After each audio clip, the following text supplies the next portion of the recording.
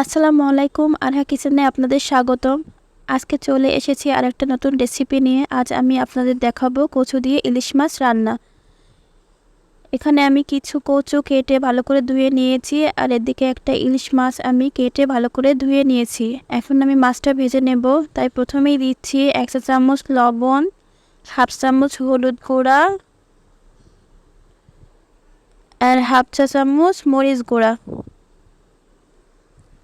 এখন আমি মাছগুলো ভালো করে মাখিয়ে নিলাম। এদিকে একটা কড়াই দিয়ে দিয়েছি, আর কড়াই দিলাম সামান্য পরিমাণ তেল। এখন আমি মাছগুলো হালকা করে ভেজে তুলে নেব।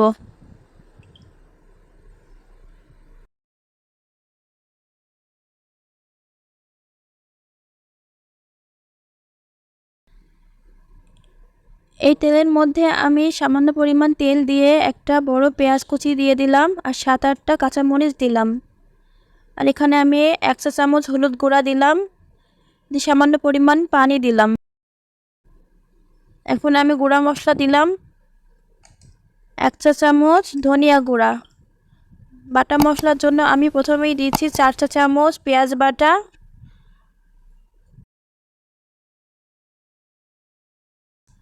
আর 2 চা চামচ জিরা বাটা। এখন এই মশলাগুলো আমি ভালো করে নেড়ে কষিয়ে নেব। এখানে আমি একবার পানি দিয়ে ভালো করে কষিয়ে নিয়েছি। এখন আমি কচুগুলো দিয়ে দিচ্ছি। কচুগুলোর সঙ্গে মশলা ভালো করে নেড়ে চেড়ে কষিয়ে নেব। এই রান্নায় উপকরণ হিসেবে আমি কি ব্যবহার করেছি তার ডেসক্রিপশন বক্সে দেওয়া রয়েছে, চাইলে আপনারা সেখান থেকে দেখে নিতে পারেন। আর ভিডিওটি ভালো লাগলে অবশ্যই লাইক কমেন্ট করবেন।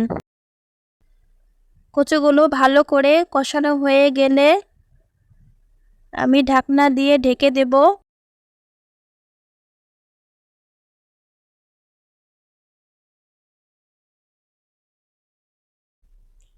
এখন আমি পরিমাণ মতো পানি দিয়ে আবার ঢাকনা দিয়ে কচুটা ঢেকে দিচ্ছি।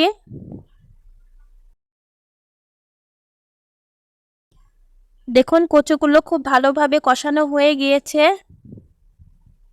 এখন আমি সেদ্ধ হওয়ার জন্য পানি দিয়ে দিলাম, আর ঢাকনা দিয়ে ঢেকে দিলাম। ফিরে আসছি 15 মিনিট পর। কচুগুলো যখন অর্ধেক সিদ্ধ হয়ে আসবে সেই পর্যায়ে আমি মাছগুলো দিয়ে দিলাম। মাছগুলো দিয়ে নেড়ে চেড়ে আমি ঢাকনা দিয়ে আবার ঢেকে দেব, আর কচু সিদ্ধ হওয়া পর্যন্ত অপেক্ষা করব। যখন ঝোলটা অনেকটা শুকিয়ে আসবে আর কচুগুলো সিদ্ধ হয়ে যাবে তখন রান্নাটা নামিয়ে নেব। ব্যাস, তৈরি হয়ে গেল কচু দিয়ে ইলিশ মাছ রান্না। এতক্ষণ ভিডিওটি দেখার জন্য ধন্যবাদ। সবাই ভালো থাকবেন। আল্লাহ হাফেজ।